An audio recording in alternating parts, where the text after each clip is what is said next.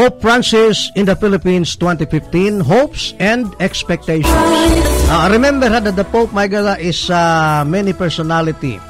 He is leader of the 1.1 billion Roman Catholic Church. He's also head of state of Vatican City. In other words, ang iyang pagbisita, dili lang gitawag pa nila apostolic but diplomatic visitasyon.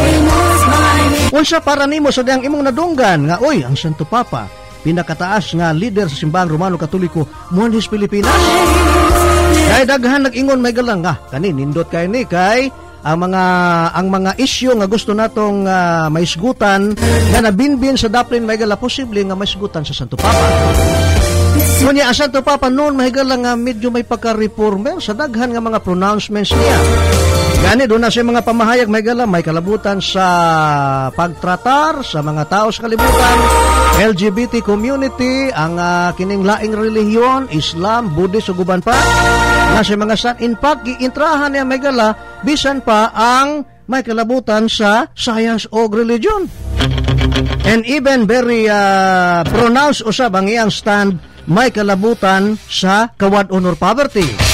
Matod pa sa pipila nga naglaom may gala, basing mada sa plataforma sa public opinion ni Pope Francis ang naisgutan nga mga hisgutanan or mga topiko.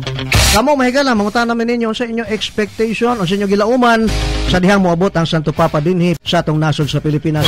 Straight to the point.